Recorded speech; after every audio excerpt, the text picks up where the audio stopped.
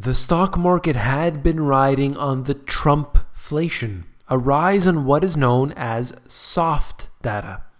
The hard data shows weakness, and that is obvious.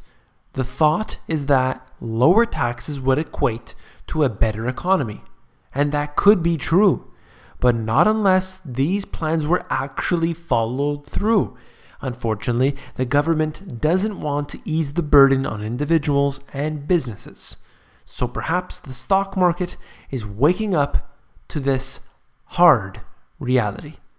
You came here for the truth, so let me unveil that for you. Today we are going to look at a few indicators, beginning with this. The holy grail of technical analysis, the 50-day moving average, and then you have the 200-day moving average. Between these two indicators, some people base their entire investment decisions on these two alone. Technical analysis. I believe it's important. Look, you've seen many charts on this channel over the years. I believe in them, but I don't believe that we should invest based on these charts. Like if I look at the 50-day moving average and it moves below a certain level, all of a sudden I should therefore, sell or buy or what have you. No. You need to look at the bigger picture. I have covered hundreds of indicators here, and each one of them is integral to the decisions that you make. Not just one or two indicators. That's crazy.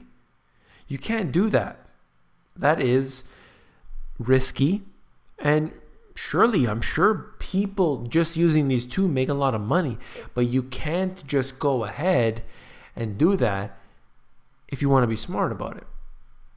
So what we're looking at, the 50-day moving average, it crossed below this line. It's not the first time it's done this. Let's be realistic about this, but it does show you some cause for concern. Anytime these technical analysis lines get crossed, then that starts to trigger algorithms. That's what you need to pay attention to. This could reverse and the trend can continue higher. There's no doubt. But I believe that it could suffer a little bit more. I believe at this time, because of the tensions that we are seeing with North Korea, with Trump, with China, with everything that's happening, that gold could see a little boost at this time. At the same time, you can see some volatility in the US stock markets. That's short term. I don't know what will happen in the midterm, and we absolutely know what's going to happen in the long term. But those are just some points that I wanted to make. Interconnected with this is this here. Now the font is much too small. I'm going to move on to another chart. But essentially what they're talking about is the red line. And one point that they make here, essentially since Trump got in, we have seen a rise. Okay, so I'm going to move into the S&P chart. This is out of Google Finance, showing you the S&P is over 2,300 now at this time. A lot of the gains that we have seen recently were around the time where Trump was put in. So here it is. However, ever since February, we have seen stagnation and perhaps even a little bit of a decline. And this goes back to what I said initially, where we have the hard and the soft data. A lot of this was based on expectations, and the stock market may be waking up to the fact that maybe we're not going to see the level of the expectations we had. Maybe there's some rolling back on certain issues, and therefore, let's take it back a notch. And that's what could happen. Like I said, could reverse, I don't know, but I think that that's sort of the trend that's happening now. I also have been hearing rumors about the Fed cutting back on their balance sheet. That's very dangerous. But of course, they said that about interest rates, that they would raise them, and it took them years and years and years and years to just raise them such a fraction of a percent. So let's take it for what it is.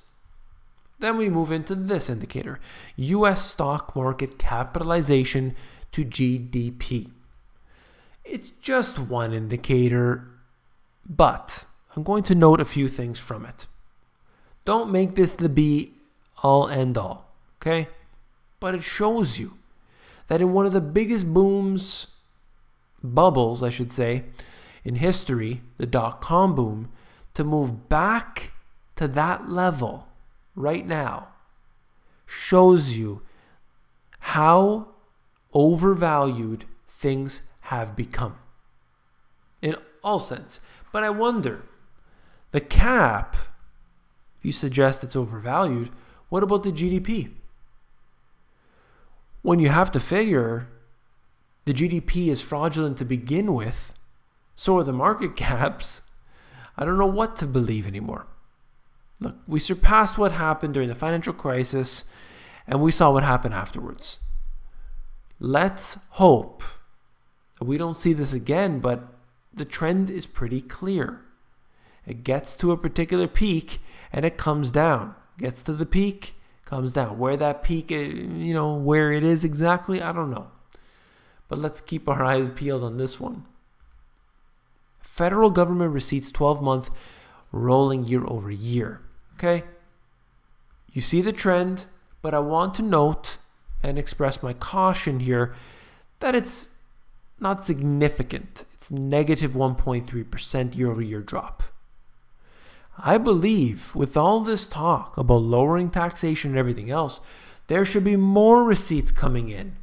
We should see a dramatic rise in that, but we haven't, and I really hope that we do.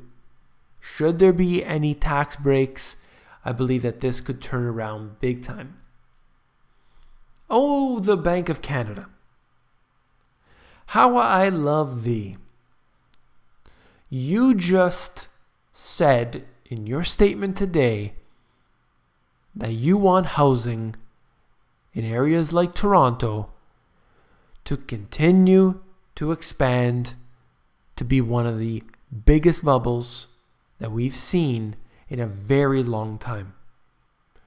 They said that they would leave rates untouched after discussing, should we decrease interest rates, if you can believe that. From 0.5, they were going to go lower. But instead they said, let's hold off for now.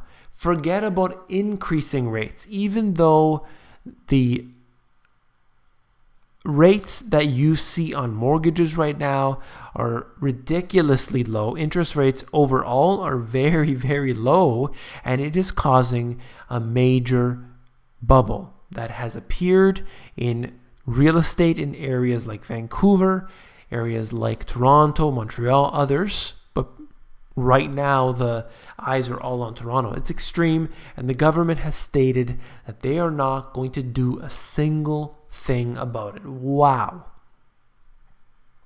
So you want something? You want some key information? If what I look at for this particular situation, real estate will continue to rise in these areas as long as the government doesn't step in.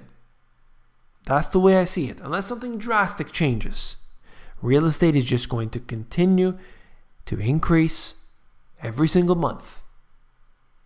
We're heading into the spring especially. This right here is more robots, delivery robots. They are everywhere now around the world, and this seems to be the trend. The article basically talks about the fact that they're a little clumsy and they're going to hog the sidewalks and everything else. To me, that's insignificant in this regard. But what I would just say is that, once again, jobs that perhaps a lot of individuals aren't that happy about, perhaps, but at the very least, they're jobs, but that's being taken away. Now, this is Kim Jong-Trump. I don't know if you've ever seen this individual. This is a real person, definitely. And we will be seeing what happens, perhaps by the time you already have seen this video.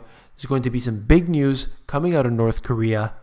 There will be perhaps some retaliation on the other side by the US. It's huge. I don't know what this is all about, but apparently there's some big news coming, and I'm really concerned about it. I don't know what the plans are. I think it could be a nuclear device being shown, and that would obviously make for some retaliation. So it's concerning.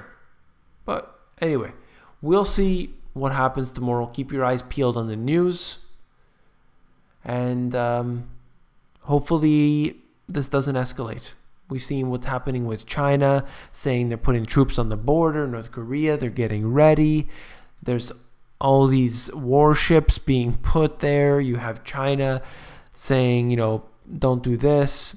Be careful. Russia, what's happening with Syria. There's all these different things that are concerning. And we just need to cool off a little bit, you know, calm down, cool off. This is very dangerous. If you found this video informative, please give me a thumbs up. When you give me a thumbs up, it helps to push these videos higher up in the YouTube search rankings. So every time you do that, it is much appreciated, I assure you. Last but not least, if you found the video informative, I know you'll find my books, The Money GPS and Global Economic Collapse, even more informative. The first book is about the 4 asset classes and how to profit from it. And my new book is Becoming Self-Sufficient, Reducing Your Monthly Expenses, and so on. And the two together, see, I have the Money GPS formula in the first one, the Money GPS strategy in the second one, and together they are able to give you what you need to break free from the system.